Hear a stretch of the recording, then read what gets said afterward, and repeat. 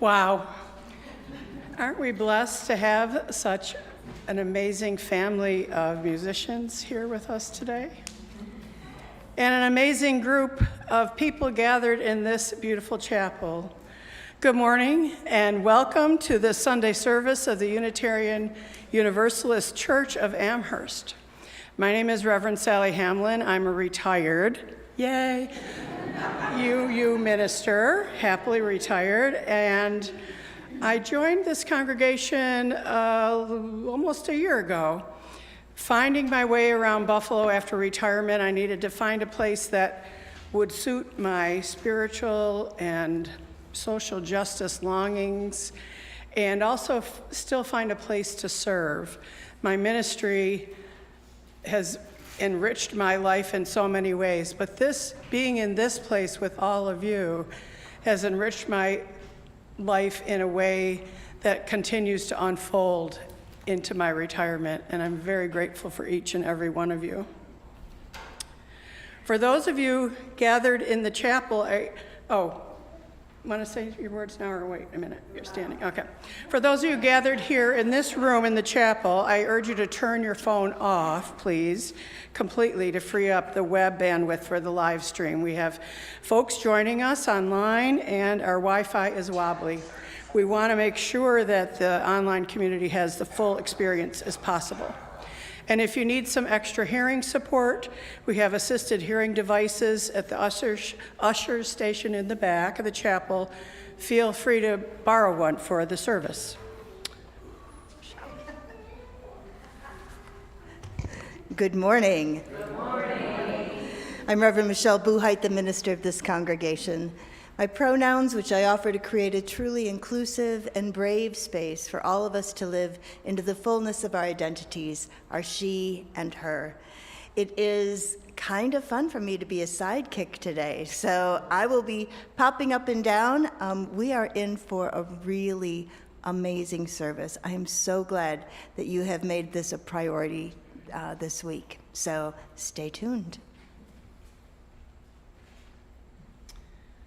If you're a newcomer here today, I hope your experience thus far has been a warm and loving welcome.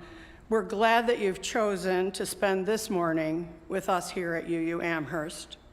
I don't know what brings you here, well, some of you I do, but please know that whatever or whomever invited you to be here today, we are so pleased you said yes.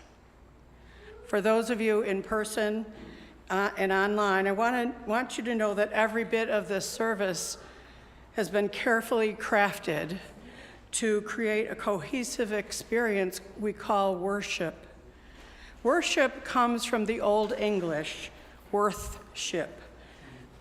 And today we come to worship, to pay attention to lift up that which we hold in high regard. As Unitarian Universalists, people who place a high value on pluralism, that means we don't all have to agree on the what we are worshiping or holding in high regard. But generally, we hold our values in high regard, and our worship is meant to remind us of these and how we can live them to create more joy and justice in the world and in our own lives. In addition to pluralism and justice, we place a high value on interdependence, generosity, equity, and transformation, with love at the center of all we do. This time of worship is an opportunity to remind ourselves of all of that and to fill our spiritual cups. I call us to worship with an invitation to join the journey by Reverend Lynn Cox. Come, you accidental pilgrims, you who find yourself on a journey of surprise and wonder. Come, you who emerge into this place as an act of liberation. This path will ask much of us. Let us move forward with love. Let us move forward with appreciation for one another. Let us move forward knowing we are not alone. Whomever you are, whatever your gifts, you are welcome to join this journey. Our gathering music today is a hymn I'm hoping most of you are familiar with, but if not, the Teal Hymnal number 1023, Building Bridges, and Reverend Michelle happily will be leading us in song. So the words are also on our screens to either side. So few words, so many opportunities for singing it as a round. That was such a joyful sound that I just heard right there at the great news that we were going to sing as a round. So we'll sing it all together 2 times, and then we'll just sing it in groups of 2. And if any of our strong singers want to come up and help me so I'm not doing both sides and doing a dance, that would be great too. We'll need some kind of note. Here we go. And building bridges between our divisions, I reach out to you. Will you reach out to me? With all of our voices and all of our visions, friends, we could make such sweet harmony. Building bridges between our divisions, I reach out to you. Will you reach out to me? With all of our voices and all of our visions, friends, we could make such sweet harmony. Group 1, building bridges between our divisions. I reach out to you. Will you reach out to me? With all of our voices and all of our visions, friends, we could make such sweet harmony. Building bridges between our divisions, I reach out to you. Will you reach out to me? With all of our voices and all of our visions, friends, we could make such sweet harmony. Friends, we could make such sweet harmony. Yay.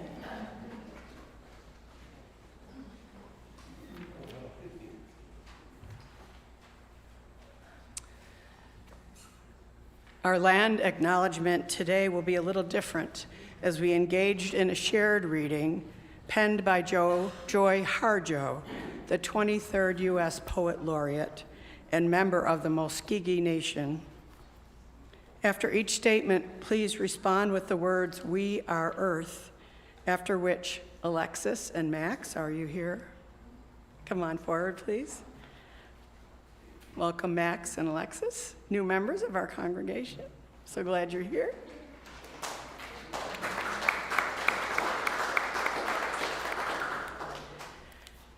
Remember the earth whose skin you are, red earth, black earth, yellow earth, white earth, brown earth. We are earth. Remember the plants, trees, animal life, all who have their tribes, their families, their histories too. Talk to them, listen to them. They are alive poems. Remember the wind, remember her voice. She knows the origin of this universe. Remember, you are all people, and all people are you. We are Earth. Remember, you are this universe, and this universe is you. We are Earth. Remember, all is in motion, is growing in you. We are Earth. Remember, language comes from this. Remember, the dance language is. That life is. Remember, we are Earth. We offer a libation, water, as sacred as the land it is meant to bless. May we transform sorrow into gratitude and gratitude into action as we seek to partner with the land and the keepers of the Western Door.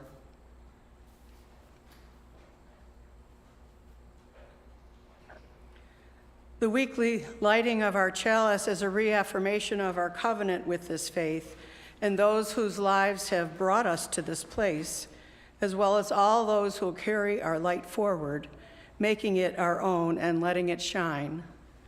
Today, we offer chalice lighting words that invite us out of rote repetitions and into the experience of new words and ideas, new promises and affirmations of what it means to gather as a people of faith. Please join me as we explore new territory with these words.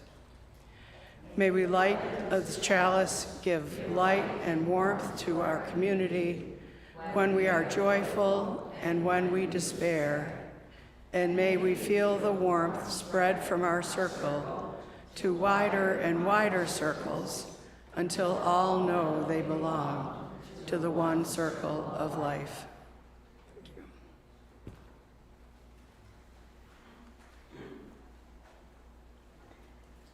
It is our custom when we gather to acknowledge that we bring so much with us. We bring maybe disappointments, maybe overwhelm, maybe great joy. There is so much that we carry, and I'm going to guess that most of us have a Trivial Pursuit pie of multiple colors because we're carrying a little bit of everything. And this space, this community, is a place where you can bring all of that and know that it will be gently held, that you will be gently held. The way we ritualize this, make it concrete instead of just talking about it, is by placing a stone or a shell on a table labyrinth. We have two. We have a large one up front, and we have a small one in the back next to the candles. And I invite you to just bring all of that unspoken energy, put it in a stone, and just place it here. And trust yourself with us. So as the music plays, I invite you to come forward. For those of you using the one up front, just remember that we have a camera there that invites our online people to also participate. And so just be mindful about where you put your body when you are up there. Okay, please come forward as you will.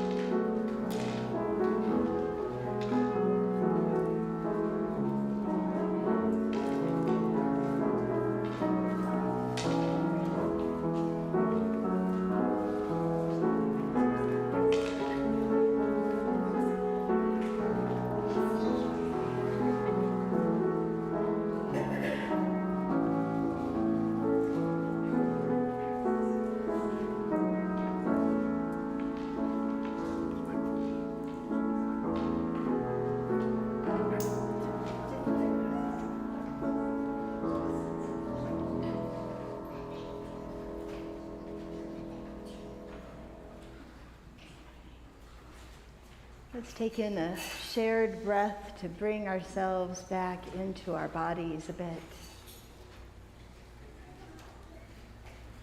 Holding on to all that knits you together.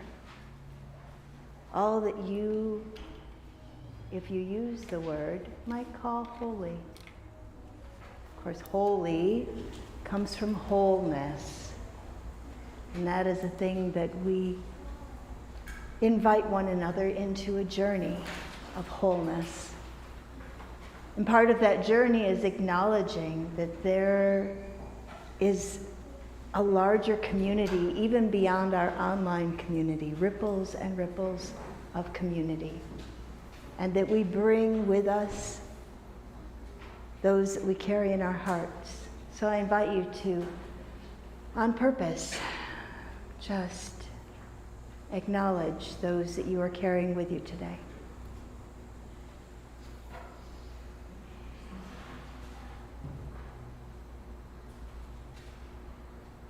We hold those who are lonely,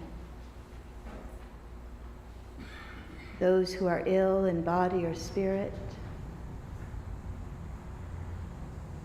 those who are regaining health and wholeness.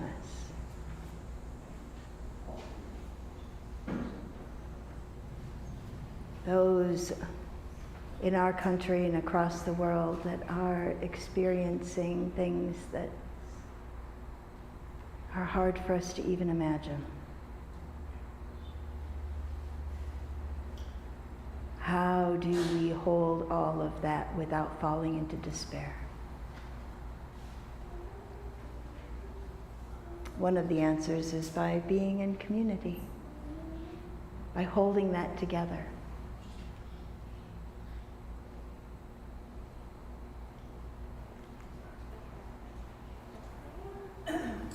Sing with me, Spirit of Life.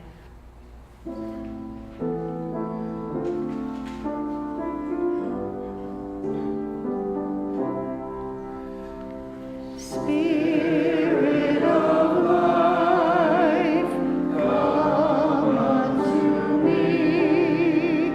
Sing in my heart all the stirrings of compassion. Blow in the wind, rise in the sea. Move in the hand, giving life the shape of justice. Roots only cause, waves set me free. Spirit of life, come to me, come to me.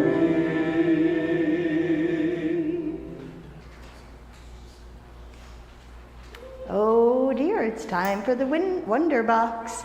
I wonder if any children would like to join me up front in case they want to know what's in the Wonder Box today. Or should I say, who is in the Wonder Box today? Come on, y'all. Okay, right there. You gonna have a seat, Cease? Go ahead. So many decisions.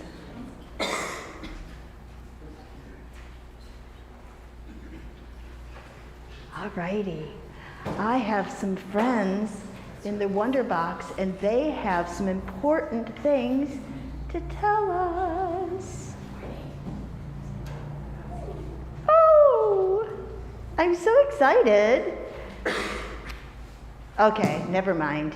No, okay, all right. So I wonder which of my friends will come out first. I have two friends in here. I have two hands. How lucky am I to have personal space? That's what we're going to be talking about. You got that, girlfriend. Okay. So I have two friends with me today. I have my friend's name is Bee Bunny. Hello, Bee Bunny. Hello. Could you please say hello to our friends out there? Hello, friends. I'm so glad to see you. I have some things to say, so you go ahead and sit down, and then you can play with me later, okay? Perfect. And I'd like to introduce to you my friend, Jeffrey. Hi, everybody. My name is Jeffrey, and I'm a porcupine. Wow, you sound more like a donkey I know. I know. I have some of the same issues. Wow, okay, so we'll talk about that later, friend, right? Okay, so I have something I want to share with you. Something that's really, really hard. Jeffrey, are you listening? Of course I'm listening. I'm always listening to you. You have a lot to say. So, I'm really cute. And everybody wants to touch me. And they never ask. They just think that a fluffy bunny wants to be petted, wants to be held. And sometimes I just don't want that. Wow. I would hug you, but you wouldn't like that very much. I know, Jeffrey. I think that's why we're such good friends. Because you understand that we have to be really careful with each other. And you always ask if it's okay to boop noses with me. I know. I like to boop noses with you. You're my friend. And sometimes I want to boop noses, but you don't want to boop noses with me. And then I feel a little bad. But you don't have to feel bad about that. What if, I know, what if we had invisible circles around us? Like where we would just be all safe and sound, and then we could give consent if people wanted to pet me, not you really, but if they wanted to get close enough to you to think about petting you. So I know, let's put on our invisible bubbles, okay? All right, ready? 1, 2, 3. Do you feel it? I feel it. Okay, let's see what happens. Hey, that was a cool invisible bubble of space. Now, well, let's do it again, okay? Because that was super fun. Okay, ready? So this is our agreement, right? That sometimes we just are close, but we're not super close. And we always ask permission, right? Yes, we always ask permission. You may boop my nose. Doop. Oh, I love my friends. Would you like to take them back with you to Faith Development? Yeah, okay, I knew I could count on Sienna. So, Sienna, do you want to take Jeffrey or Bee Bunny? The Bee Bunny, okay. You want to take Jeffrey? Well, this one's already spoken for. Oh, I'm so sorry. Sisters, it's a thing, right? Oh, I'm an only child. I don't understand this whole dynamic. So with those good lessons from my friends in our minds and in our hearts about always asking permission, let's sing our kids out.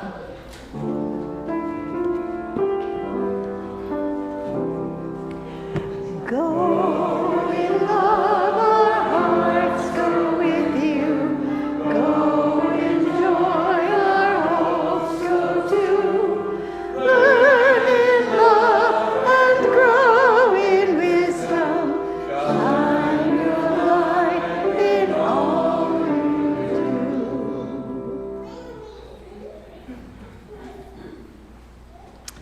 Gosh, how I love seeing the shorter people here and how much joy they get from one another and how happy they are to see one another. If you watch them come in, they run to each other and then just stand there and stare at each other and breathe.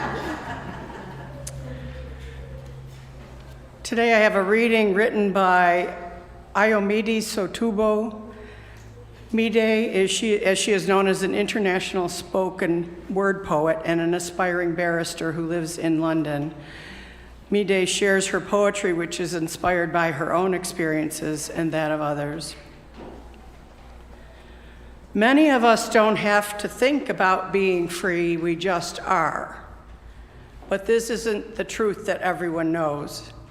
There is a truth outside these walls that we surround ourselves in to hide away from the reality that there are people still in slavery, that millions exist like you, like me, who simply long to be free. The desire for freedom has many faces.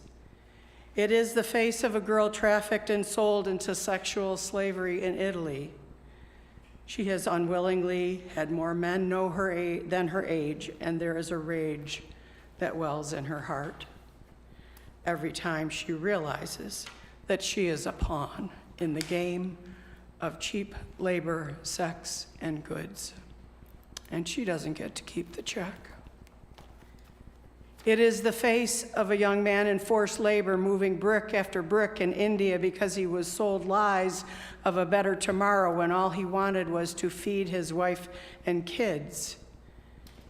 It is the little boys fishing in a Lake Volta in Ghana for 17 hours a day with no safety gear or equipment, and one by one they swap places with the fish. The fish, they come up, and the boys, they go down, they drown.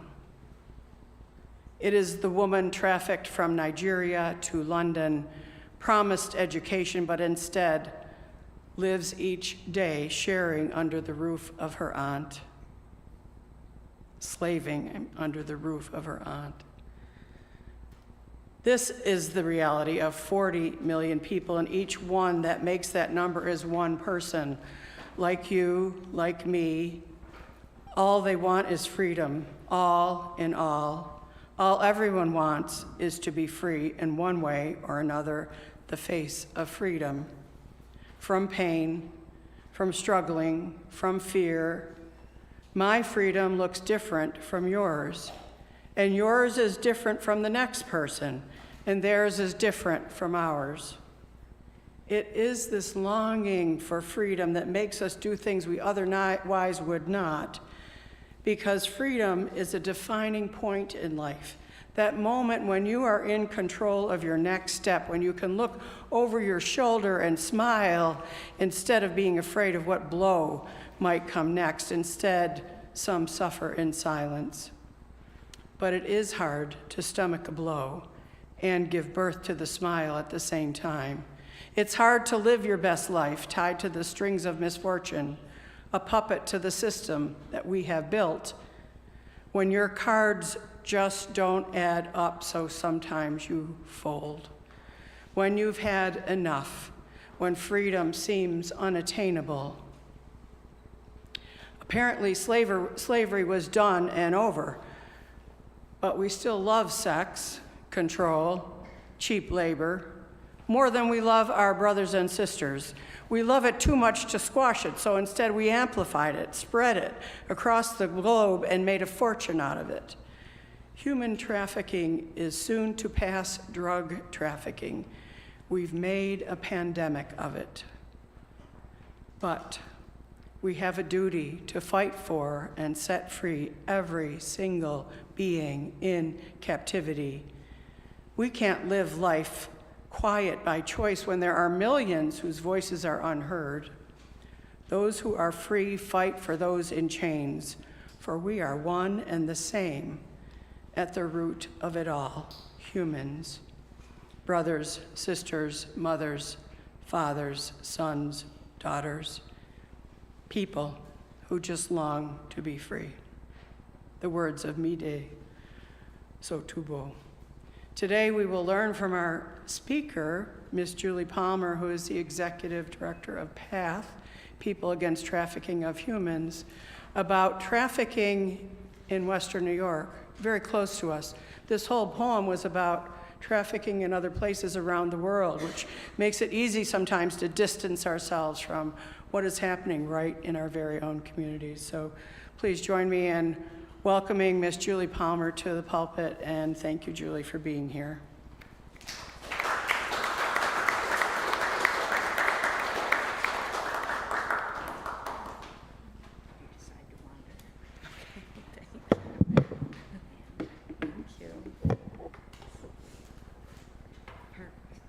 Good morning. You hear me okay? Because I can have a mom voice. Well, I first want to just start off to talk about who I am. Besides being an executive director of an organization, I am a wife to my husband of 25 years. He's actually a teacher in Amherst, so in this community. And I have 4 children. So this is also something that I feel like as a mother, it is impacting our youth. And so with that, I have a 19-year-old, 2 in high school, and 1 going into 5th grade. So if you pray, you should pray for me, because when you have children and they're little, you think, oh yeah, we'll have 4 kids, and now they're this age, and you're like, whoa, what was I thinking? But they are amazing. We're very blessed, and actually, our oldest and youngest are adopted. Our oldest, we both got them at birth. Our oldest is actually biracial, and then our little guy's Hispanic, so we have a very blended family. We do walk into places, and sometimes people wonder if our oldest is a friend or not, because he's 6'3", very handsome guy. And so we're very fortunate to be able to have lived out our lives in a way where we're able to, serve our family in this way. I do like to share that my story, and Sally had actually asked me to kind of share a little bit about why I do what I do. So in that, part of my story is that it's some of my Christian values that brought me into it. So it is part of my story I'm going to share today. I know that you all have a different place of reference you come from, so it's just my place of reference, so that might be weaved into this. But what I do like to share that I feel like is really important, and we've learned a lot since I've been with PATH for 13 years, is just that one thing I like to make sure people understand is that we value the fact that everyone that walks through our door matters. And I know sometimes people have impressions of different views of faith, but one thing that matters to us is that we believe Jesus cares for everybody that walks through our door.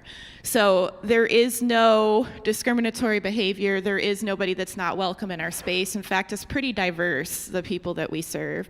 And so I just always like to share that, because I know that unfortunately maybe Christians have sometimes done things in a way that have been harmful. And so that's just not the values that we hold at PATH. My background also is that I have mental health counseling background, and so I did behavioral mental health. I also have a creative arts therapy and music therapy, and did that the first half of my career. And so in that, I'm just going to take a minute before I start, if it's okay with you, just to pray, just so that I honor God in what I'm speaking today. So, Father, I just ask that you would lead my words, that you would open our hearts to whatever it is that you want to do in each person's life, and that it draws us to who you are in Jesus' name.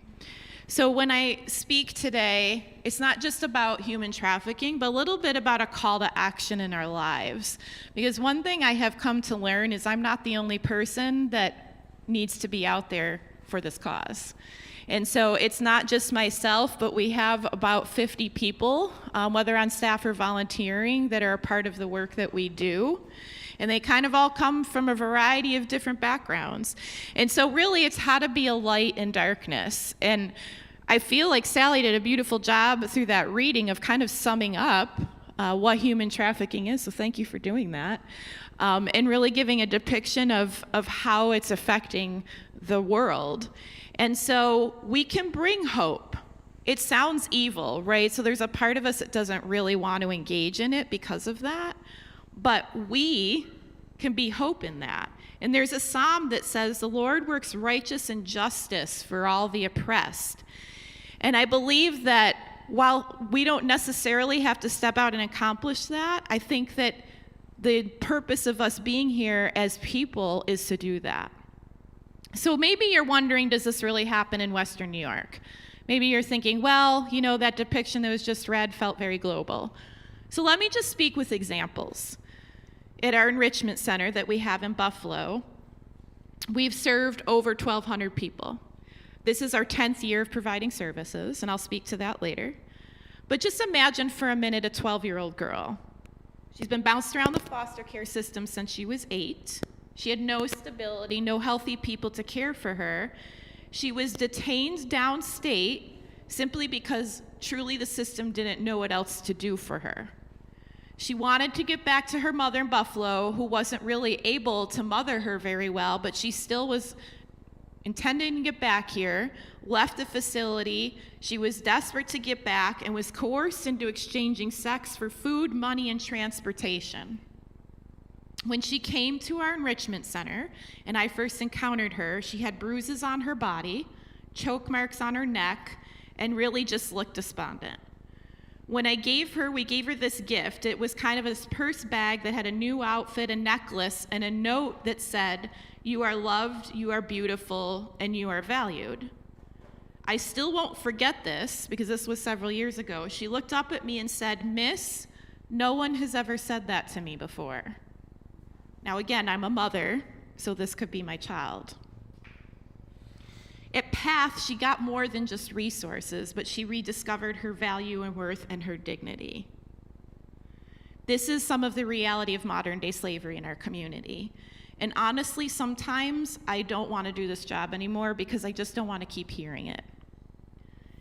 And my kids don't really love it because if you want to know what strict rules are about a phone, we can have a conversation after this meeting. And they get really upset when we speak in their school. But things that were people just bring tears to my eyes still to this day. Watching a client walk through our building that could barely move because she was so badly assaulted.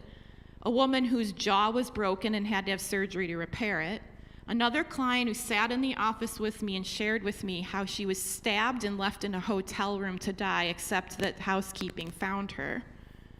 A teen that we served that was taken to a house in a local community to do acts with men while someone stood outside the door with a weapon.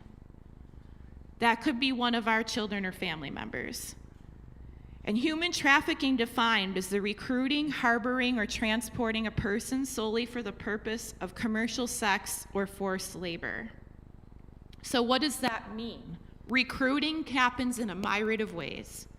People can be recruited because of their vulnerabilities, their desperation, their needs, food, housing, shelter. It could be internet recruitment, which we're seeing a lot of. It can be vulnerability, it could be manipulation. It could be harboring, doesn't have to be kidnapping. That's kind of how the films depict it, but most of our clients are freely moving, they just don't have freedom of choice. And so it can be that they're just going to different sites to be trafficked, transported to different locations. It doesn't have to cross state or international lines. It can just be from community to community.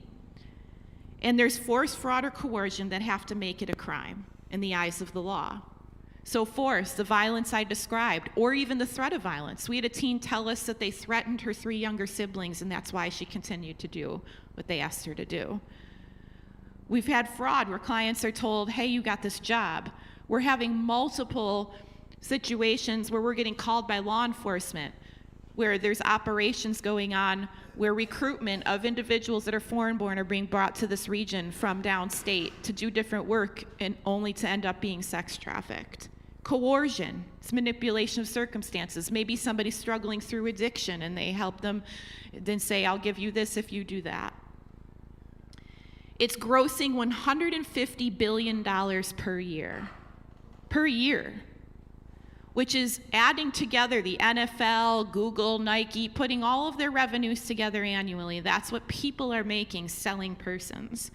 And she mentioned the 40 millions, 27 to 40 million people around the globe, and it's happening here in your community. And we had a case in Amherst. And one of the things we do at our organization is we educate, because we feel like that's part of prevention. We have educated hundreds of thousands of people through multiple means. We've been in school districts, we've been on media, we've been on radio, we've been in other human service agencies, we've been in church communities. Wherever we get invited, we speak, because the more you know, the more likely you might see something, the more we can intervene. And so that's really important. And one time we had spoken to a group, a woman had heard it, she noticed years later something unusual in her community, that in a neighborhood in Amherst, that there kept being cars coming in and out, and 2 women that looked foreign-born that never seemed able to leave. eventually called us and said, I feel like there's something wrong. They also called the local police department because we're on a task force. We were able to engage more educated law enforcement that do this work specifically in a task force. After several months of investigation, they did go in and discover that there were 4 women who were being sex trafficked out of that home. Not only that, there was 2 other homes in Western New York, they were doing the same thing. All because one neighbor saw something that didn't look right and made a call. So you are part of that prevention. And how often do we worry about our next meal, where we sleep, or whether anyone even cares if we exist? And that's some of the things people we serve have said to us. One woman in her 40s said, I never knew how to love or receive love until I came to PATH. I thought, wow, in your 40s? I mean, I have 1 more year being in my 40s, and I'm gonna just embrace that. But this is why PATH exists. How do you get to be that age and never have given or received love? And I think that's why we're to get engaged in this. So God's call for me specifically in getting involved in PATH began in the fall of 2011. So I had been doing my other work in other organizations. I took a little time off when I had my 3rd daughter. She had a cleft palate. She is now 15. You'd have no idea looking at her. She's a beautiful girl. But I did have 2 toddlers and this baby that needed a lot of work feeding. And one day my husband looked at me and said, I think you should probably just resign and take some time at home. Your quality of life is not good. Meaning you're crazy. You should stay home for a little bit and figure this out. But he's a lovely guy, and he wouldn't say it that way. So I took some time off. I also personally had a tumor on the side of my neck that I had to have removed because there was a potential it was cancer. Thankfully, it was not. So that was kind of a transition 18 months for me. Kind of went through this 18 months and went through these things and thought, what am I doing with my future? And meanwhile, I had all these children, but I'm not a person that sits still very well. Anyone who knows me, I probably do way more than what should be done in a normal human. But I found myself sitting at a church equipping weekend where they were kind of just talking about different presenters addressing human trafficking. I'm gonna be honest with you. I sat there and thought, I have a master's degree from UB, I've done behavioral mental health, and I have never heard anyone bring this up. And it just struck me, listening, like, what in the world is going on? And then as these stories more spoke about the issue and things happening around us, I was really impacted by that. And so I drove home that day, and I still remember it. I was very overwhelmed with grief, like actually was crying. And I was like, what is this?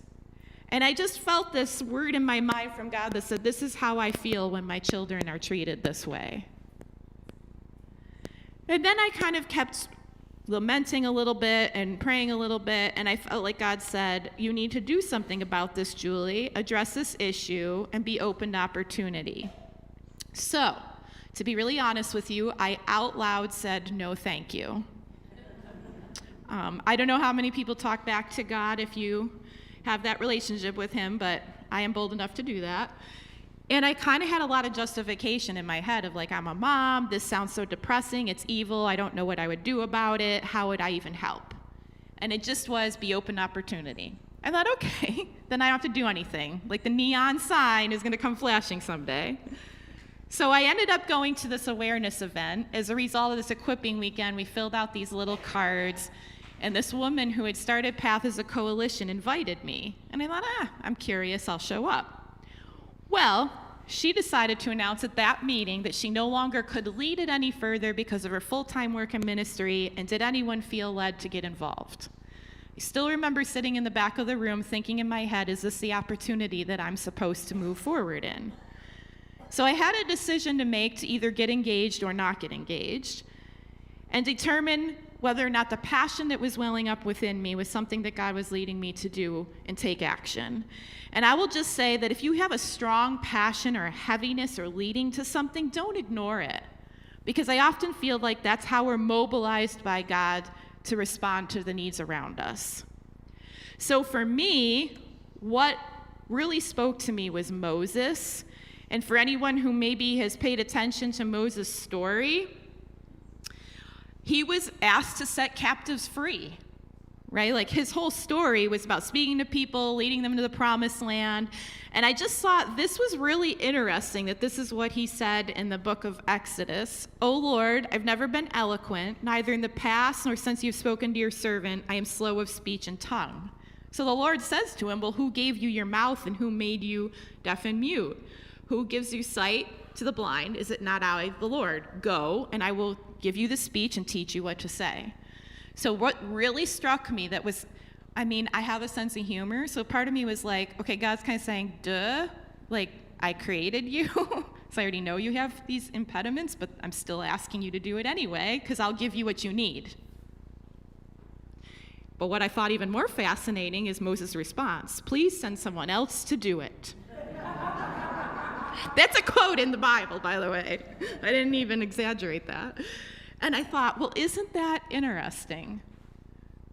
And I thought, so how many times, it made me think not just about past, but in my life, how many times was maybe I feeling prompted to do something, and I felt like, no, I can't do it, and told God, send somebody else. And I wonder what opportunities I missed out on.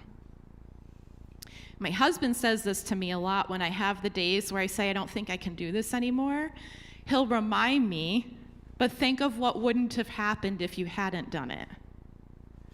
And think of all the things that are happening now. And then he'll also say, did God tell you to stop? Which I punch him in the arm when he says that.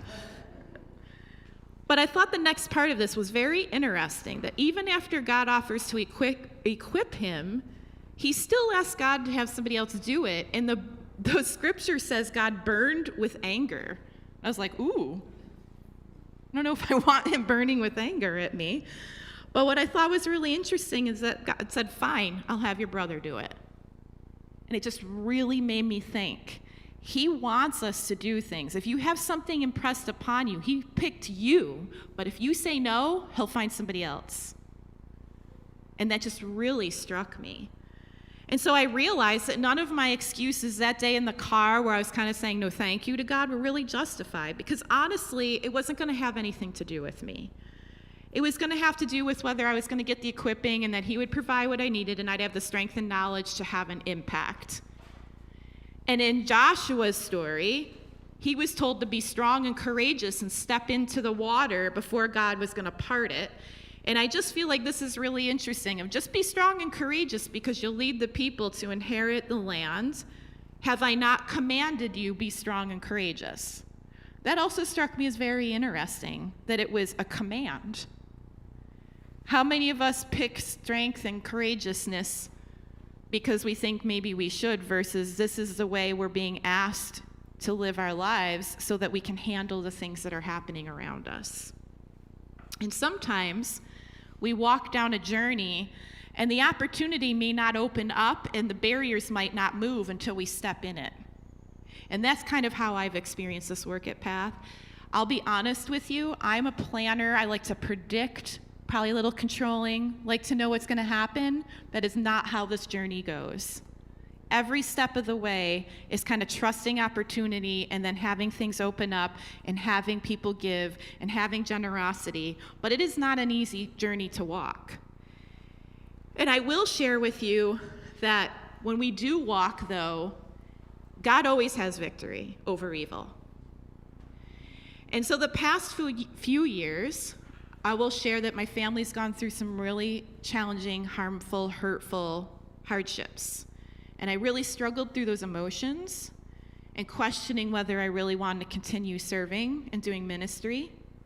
And one theme that came about a 6-week period that I struggled through was that I felt like God's answer was, I did not stop asking you to do good while you suffered. And that was like, whoa, okay.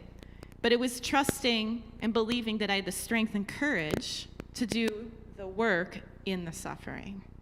And sometimes that changes the way we ask for help. Sometimes we say, please take away our problem. And instead I've started praying and asking, give me what I need in the circumstance to do what I'm asked to do. And so as we go through trials, and in serving in this work, I wonder, am I failing everybody? Right? Am I not giving enough to my husband, my kids, to Path? that I make mistakes, I don't always lead well, but for whatever reason, God will still use us anyway. That we sometimes maybe evaluate ourselves in our readiness or capacity, but I'll be honest with you, there's nobody that's serving at Path that has perfected their life here on earth. It's just people who genuinely care to step forward and have an impact. And so I would just encourage you, because even after 13 years of doing this and seeing amazing things happen, I still complain, get discouraged, second guess, doubt myself. But that's when I know when things happen in spite of me, it has nothing to do with me and everything to do with what God has asked. And so you may have different things in your heart and mind that maybe you're feeling led to do. And I just really, really want to encourage you. Just amazing things I watch, the people that come in, the gifts I see people have, how that comes out in the work as they start engaging with the people we serve. There are so many different ways that people can be used to have an impact. And we can do it in our shortfalls. None of us are going to perfect. At least I don't believe any of us are going to be perfect while we're on earth. We're all going to have things, but it doesn't mean we can't still do good. And so don't let that limit you. So I just want to end with sharing a little bit specifically about Path. So we are a 501c3, which is a not-for-profit. We're a human service provider. Our mission is ending human trafficking through education, prevention, and restoration. So I talked about the education side and the prevention piece. We serve individuals who might be victims of other crimes, not just human trafficking. And then we do serve individuals that are victims of sex and labor trafficking. We do have a higher percentage of females in sex trafficking, but we are starting to see more on the labor side, and we're also hoping to pilot a male program this year. We just got funding from the state to do that, so we're really excited about that because I think it's an underserved population. And then we do have individuals that come from all walks of life and different circumstances, and our goal is to address them in a holistic way. And we provide survivor support services at our agency and enrichment center in Buffalo. We're in Delaware and Utica, block south from Canisius. And so some of the things that we offer are social work support, a lot of case management. So a lot of the people we serve come to us with a lot of lack of resourcing. So we do a lot of work connecting people. We do individual crisis safety planning, counseling support services. We do have art and music therapy. And I will say the clients actually get really mad at us if our art therapist takes a day off. It is one of the favorites. We have fitness. We actually have somebody right now who's a black belt who's doing self-defense with the clients, which has been really cool. We have a trauma therapist. One of my youth social workers got trained in child exploitation prevention, so she runs these 5-week curriculums as well as all the other things she does. We have Well Health, which is free health care by licensed practitioners on a weekly basis. We do spiritual care support. We have tutors. We run a work readiness program in partnership with another organization that's 12 weeks. We do it about 2 or 3 times a year. We have transportation services. We give out hot meals every day.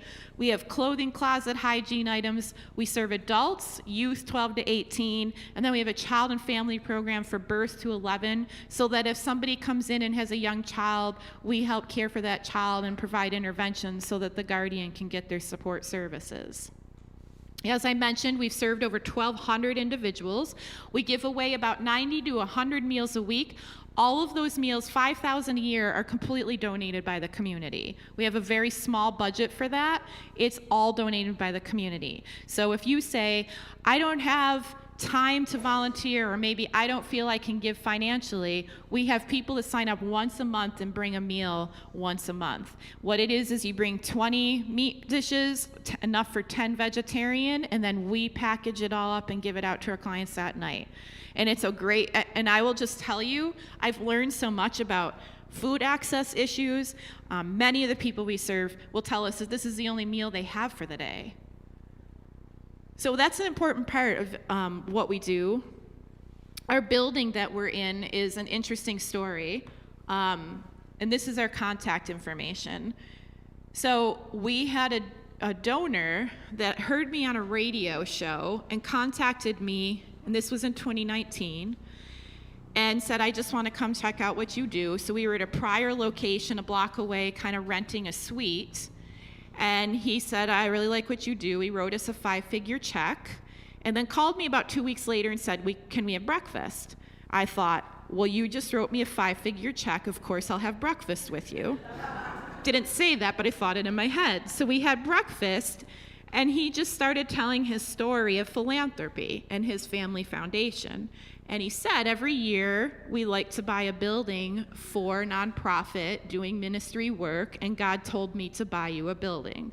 And that is his quote. And I literally sat there, and I'm usually pretty good about putting on a poker face and doing diplomacy, because a lot of my job is bureaucracy. I think I looked shocked, because I thought, what?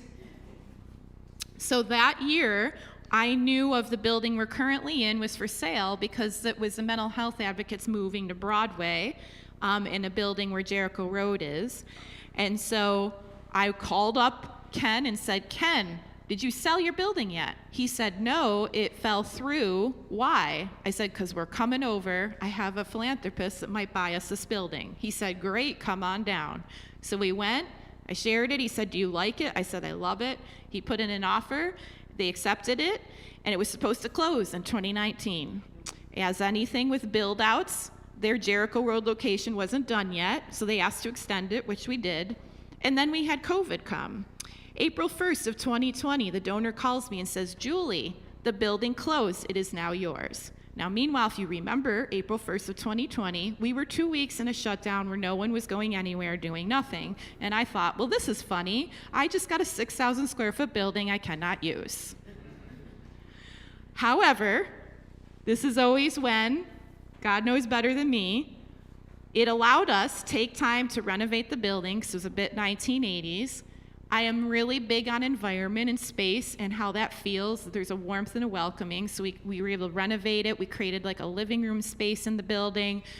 And so we had time to do that. And as things opened up, it allowed us to meet the space requirements that were needed because it doubled our square footage. And if we hadn't moved in there, we would have had to drop our capacity in half. So the timing, while in my little mind thought this is crazy, in a bigger mind was exactly what we needed. Now, 5 years later, we have already outgrown that space. We have staff that don't have offices now. We're using every square inch, which is an amazing problem to have, but we are now looking for locations to do other work. This same donor approached me. We had been looking to do residential programs for about 6 years. It's been a real challenge. We've looked at multiple properties. Communities would tell us they don't want us there. We'd be outbid. Well, recently, last year, this year, there was a location that was found in a community of a 6,000 square foot house on 10 acres. This donor was actually willing to purchase it at $1.5 million, put in an offer. The seller agreed. However, we are still waiting after 6 months to get approval from the town it's in. We're not giving up hope, and we have one more meeting with them to see what's going to happen. But we have a potential of being able to offer residence, which has kind of been a dream of mine for a really long time. So we started off, when I started PATH, we were in a 500 square foot room in a church on the east side of Buffalo. It was me and one person 12 hours a week. 10 years later, we now have 12 paid positions and 40 active volunteers for our daily operations. We are celebrating our 10-year anniversary, which for me is crazy to think how fast that went. My youngest is 10, so he says, my birthday is past birthday, which is very sweet. So first and foremost, if you ever feel like you need to contact us, before I share more about how getting involved, it's important as a community member that you know you're part of the solution. Like I said, that person in Amherst who saw something and called.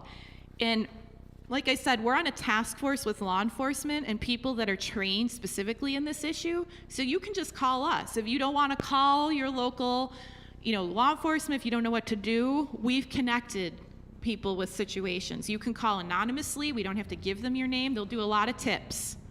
That's first. Second is, if you feel like someone around you or yourself is in a situation you're being pursued or you feel endangered, please call this number. This is a call and text line. It's on, somebody on staff has it all the time, evenings, weekends, after hours. Please use it. That's what it's there for. Please share it. Please spread the word. And while I'm not a fan of social media because of all the ways that exploiters use it, PATH uses it for good. So I do ask, if you are on social media, that you go on Facebook, Instagram, or LinkedIn and connect and follow with us, because you'll learn information, statistics, events, things going on, and how to get involved. And then finally, I do want to encourage you to join us for our 10-year celebration. So our celebration is on September 25th at Clocks Grove. It's going to be a really fun night. We are going to have a live auction, and there's already some really cool auction items. I might just leak that there could be some Bills tickets and paraphernalia for those strong Bills fans. We are in Western New York. But it'll be a really fun night. It'll be a sit-down dinner. You will hear from a local judge who does the human trafficking court, and then you will also hear from multiple survivors that we have served tell their story. And I will just tell you, I sat in the room with our videographer as we did this, and I was sobbing through it because, first of all, I had no idea the detail of their story. So most of my job when you do administrative work is fixing all the problems and dealing with the complaints. I don't get the opportunity that my team has to hear the stories and the impact. And so I was very touched by not only what they were experiencing in our own community, but then how much they felt PATH helped them. And I will say the one theme that stood out that really struck me is they all said they felt not judged and genuinely loved. And I don't know how much better we can serve as an organization than that. There's also ways to volunteer. Like I said, we have a lot of volunteerism. And so there's like the table as you walk out of the hall there. I put some information. You can take brochures, you can sign our listserv. And I will tell you with listservs, I'm a personality. If you email me too much, I stop reading them. So we only email when there's a need to. So you will not get bombarded. There's ways to get involved. There's a box to check if you are interested in volunteering. Again, there is no pressure. If you check the box, you're just going to have a staff call and share ways to get involved. You can still say no. And then there's just the card with our event if you want to scan the QR code and look more at how to register for that. So I'm just going to end with one thing that struck me. Is someone came up to me very early on when I started and asked if I believed human trafficking would end in my lifetime. And I thought, well, that's a foolish question, right? Like, how is that going to end based on what you heard from Sally and how I've described? But then I thought the answer could be yes, because if every church person, if every person in the community that cared could get involved, I think we absolutely can have an impact. And so whatever you feel led or passionate to, I encourage you to respond and answer that and decide what you're willing to do. Thank you so much.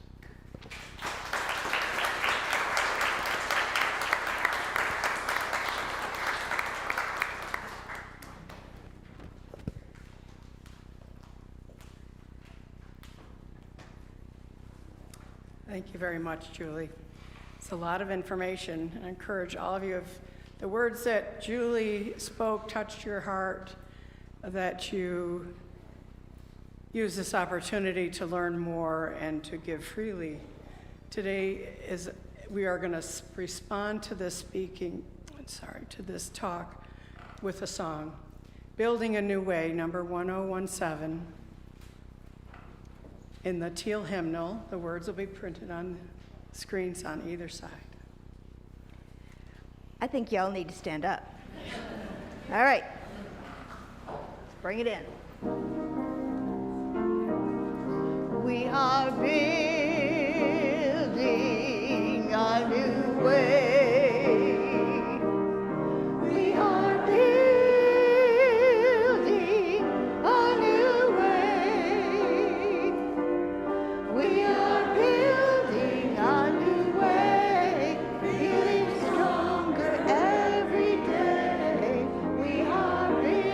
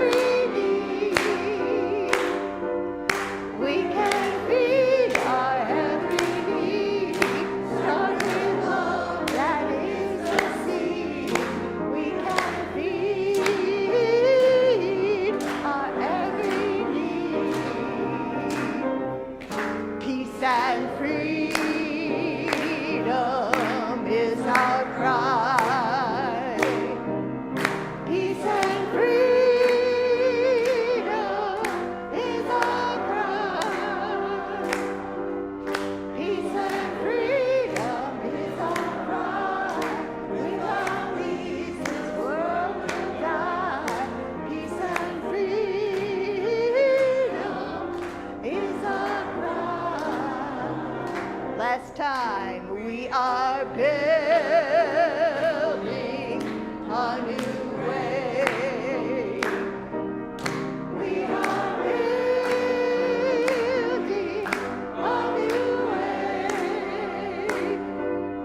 We are building a new way. Feeling stronger every day. We are building a new way.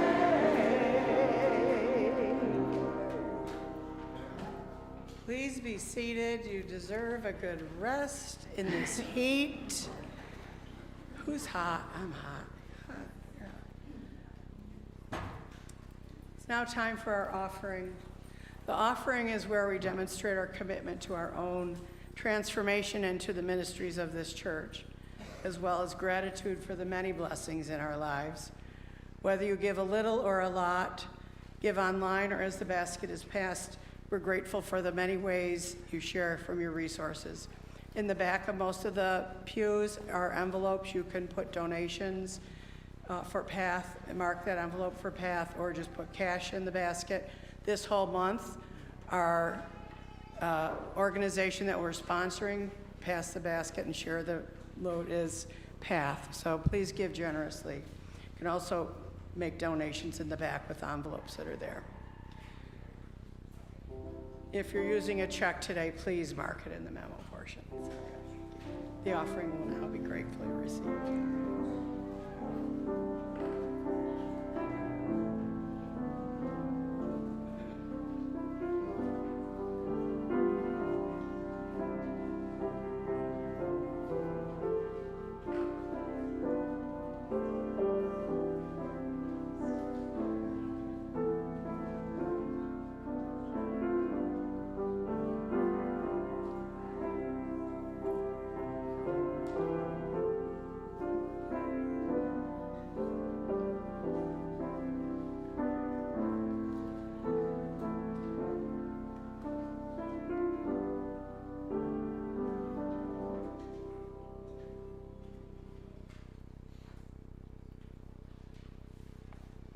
We began our service with the lighting of the chalice, and now we extinguish this chalice not to quench the flame, but to return it to individual hearts, strengthened by this time we've spent together, so that we can share our light in the world. Please join your voices with mine. We extinguish this flame, but not the light of truth, the warmth of community, or the fire of commitment. These we carry in our hearts until we are together again. And as our service draws to an end, our service to the world is ready to begin. You'll find many opportunities for growth and service in your order of service and on our website. I just want to make a note that on the back of today's order of service, special announcement, you yourself can be a donor for a jet pig, which is our denominational stuffy, and we're going to be sharing those with families in September. So please feel free to purchase and donate money for a jet pig.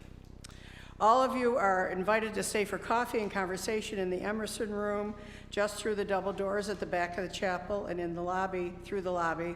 Parents, don't forget to pick up your kids from Faith Development. There's a family-friendly zone in the window, at the window zone at the end of the room in the Emerson Room. And now please rise in body or spirit as we sing our closing blessing. Remember, twinkle your eyes and share smiles with one another through the third verse, and remain standing afterwards for the benediction.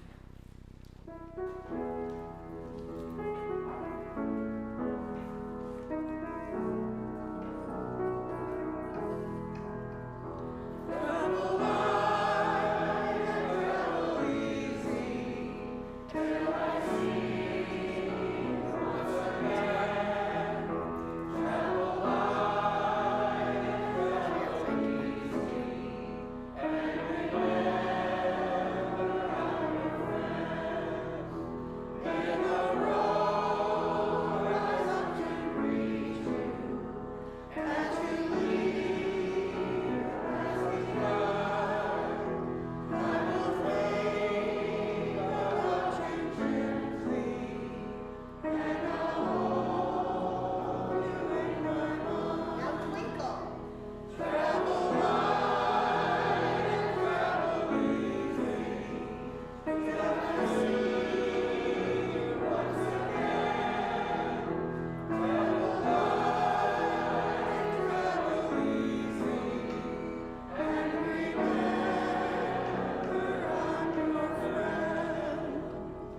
Please be seated for the benediction and remain through the postlude.